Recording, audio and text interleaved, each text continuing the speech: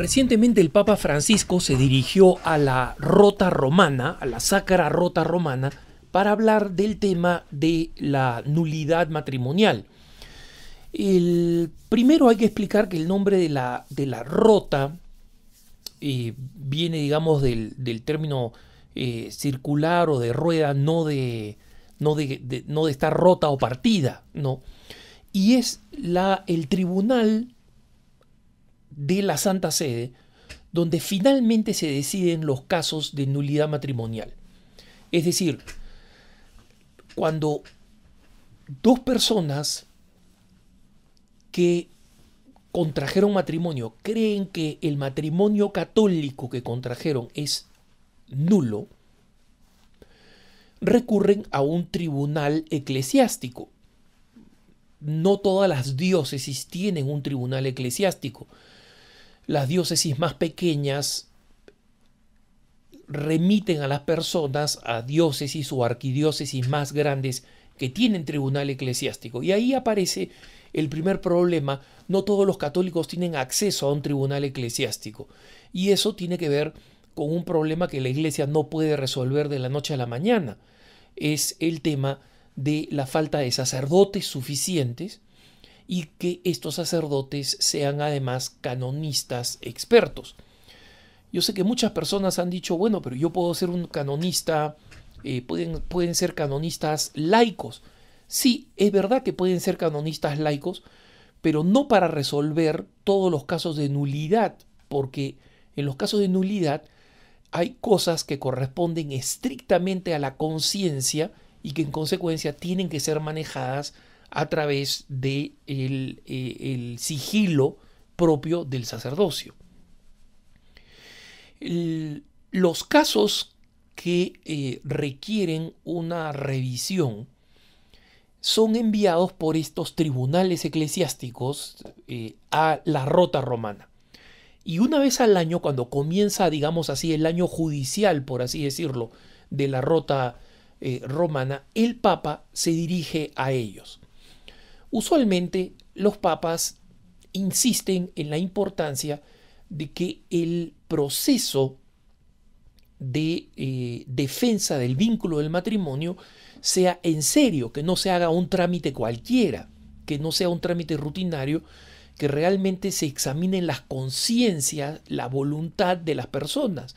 Y por eso los trámites de declaración de nulidad en los tribunales eclesiásticos son complejos, ¿no? Yo he sido invitado a ser testigo en 2 casos de nulidad, y simplemente como testigo puedo decir que las preguntas que se hacen son extremadamente exhaustivas, muchísimas y muy precisas.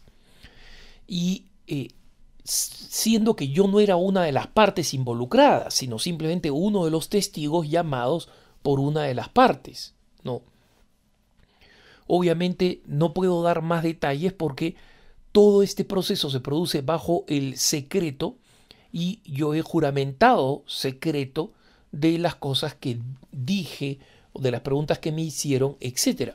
Pero puedo decir que es un proceso bastante exhaustivo, como tiene que ser. El Papa Francisco, en este caso, ha señalado, como siempre, la importancia de que sea un proceso cuidadoso moralmente, porque se sabe que está actuando con la autoridad de la Iglesia de atar y desatar. Pero también ha pedido algo que él en otras ocasiones ha señalado: que los procesos sean, en la medida de lo posible, más expeditivos. Hay 2 formas de que los procesos sean más rápidos. Uno, con más canonistas, o sea, simplemente como en cualquier administración, si hay un número mayor de trabajadores reales, más rápido se van a realizar determinados trámites. Si ese no es el caso, entonces la forma es que el proceso sea un proceso que, sin afectar la calidad y la seriedad del proceso se haga más rápido, con más diligencia. Otra de las cosas que pidió el Papa Francisco es que los procesos no tengan un costo, o el costo, si lo tiene, sea mínimo. ¿Para qué?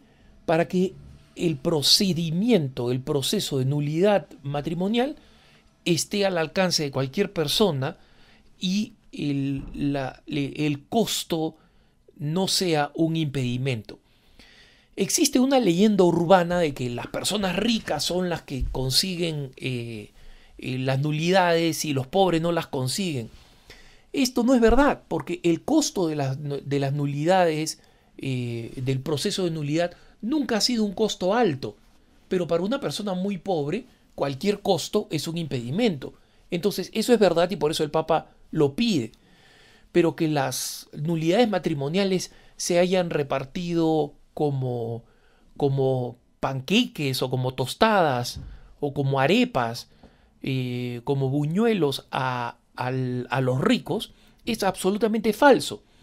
Y la gente normalmente menciona alguna anécdota, ¿no? Como el presidente Prado en el Perú consiguió una nulidad matrimonial, o cómo el príncipe de la princesa de Mónaco también consiguió una nulidad matrimonial.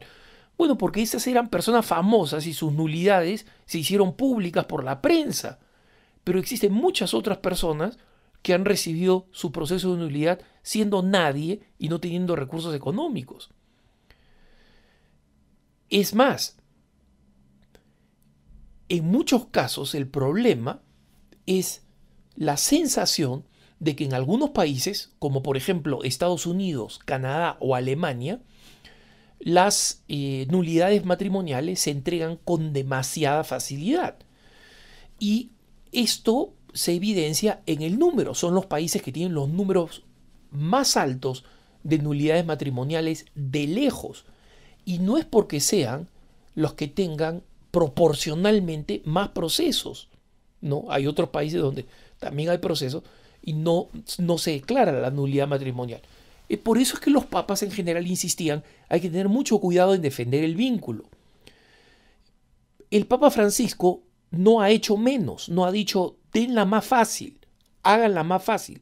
No, que el proceso judicial sea exhaustivo, pero más rápido. Y que se dediquen más personas, en la medida de lo posible, allí en los tribunales eclesiásticos ya existentes, y donde también se revisen unas normas que se dieron hace unos 10 años para tratar de hacer el proceso más simple, ¿no? Como siempre, en este tema hay posiciones distintas. Hay gente que cree que la Iglesia da muy fácilmente la nulidad matrimonial, otros que creen que la Iglesia la hace demasiado difícil, y todo depende de la situación subjetiva en la que se encuentre cada persona. Es cierto que no se trata de un proceso infalible, pero la decisión final es una decisión en la que está en juego la potestad de la Iglesia.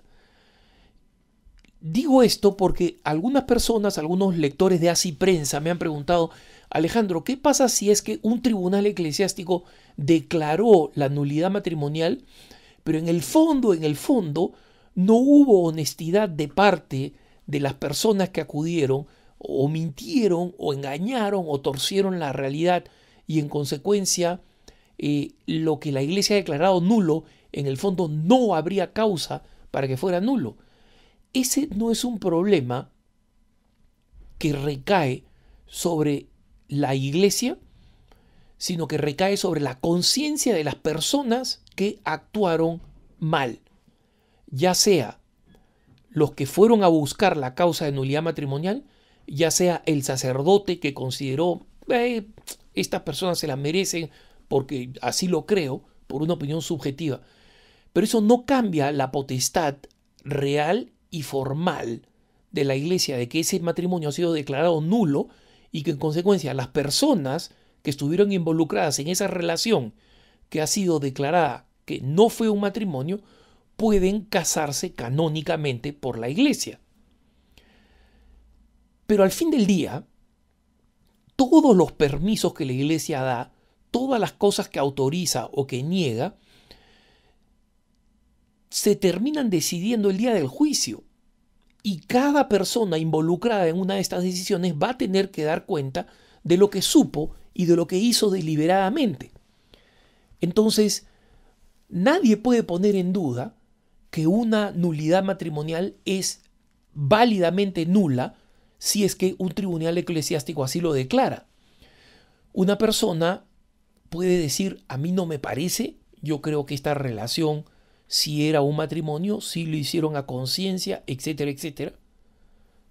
Y es más, a los testigos convocados se les pregunta, después de numerosas y exhaustivas preguntas, se les pregunta si ellos creen que el matrimonio fue canónicamente válido o no, y la persona, los testigos invitados por las partes o sugeridos por las partes, pueden decir sí o no. Y si es que una persona no quiso ser honesta y simplemente le pidió a otra, vició el proceso, eso no significa que la nulidad haya sido legítima, pero al fin del día no son los papeleos ni los trámites los que van a convencer a Dios. Va a ser la propia conciencia, y de esa conciencia cada uno va a tener que dar cuenta. Que tengas un buen día.